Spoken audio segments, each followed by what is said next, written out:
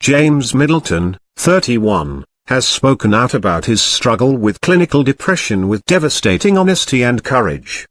In an article for the Daily Mail, Mr. Middleton described how he felt a complete failure and found it difficult to do even simple tasks such as opening emails or communicate with those he loved best.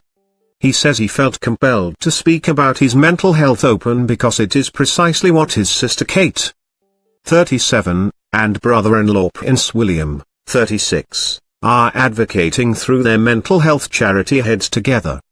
Mr. Middleton has detailed his struggle with clinical depression that began in 2016. In a powerfully honest account he describes the illness as a cancer of the mind and says that speaking openly feels as if a great weight has been lifted. James described his struggle: "It's not a feeling but an absence of feelings. You exist without purpose or direction. I couldn't feel joy, excitement or anticipation, only heart-thudding anxiety propelled me out of bed in the morning. I wouldn't wish the sense of worthlessness and desperation, the isolation and loneliness on my worst enemy. I felt as if I was going crazy." James Middleton: "I didn't actually contemplate suicide, but I didn't want to live in the state of mind I was in either. I also felt misunderstood, a complete failure. I wouldn't wish the sense of worthlessness and desperation. I felt as if I was going crazy, the isolation and loneliness on my worst enemy." He said that his privileged life did not make him immune to depression and does not believe that having a public profile has made it harder for him. In fact, he said that without his association with the royal family he would not have found an outlet to voice his story. His sister Kate, Prince William and Prince Harry motivated him to speak out. He said, "They believe we can tackle the stigma associated with mental illness if we have the courage to change the national conversation, to expel its negative associations." Mr. Middleton says he is not cured of depression, but that he now understands it and, with professional help, has developed strategies for coping. "So it wouldn't be honest to suppress my story."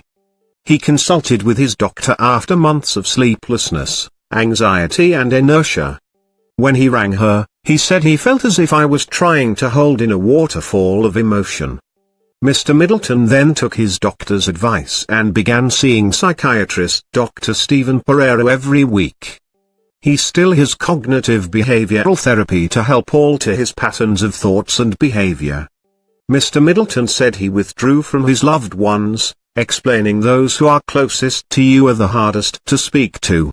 He said he stopped answering phone calls and texts from his family and friends but did eventually give his GP permission to talk to his family.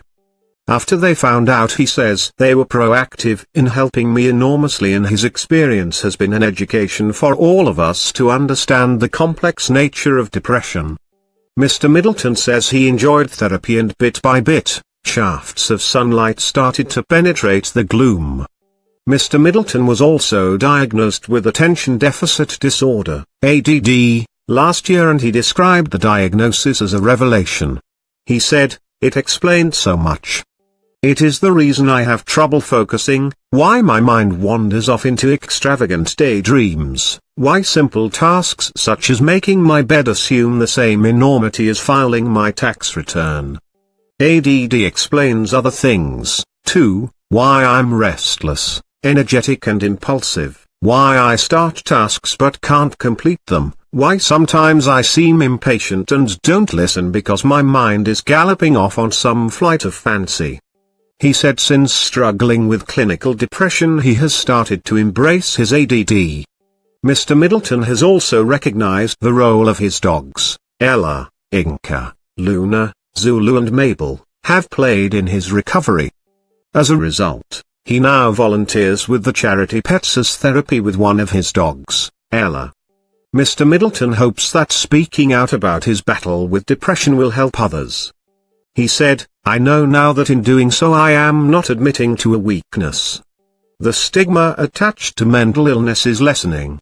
Today, hard as it is to admit this, I am pleased I went through debilitating depression because I now have the skills to fight it. I have a greater knowledge of my strengths and weaknesses and am a more confident person than I was before." The end result of this journey has been a positive one.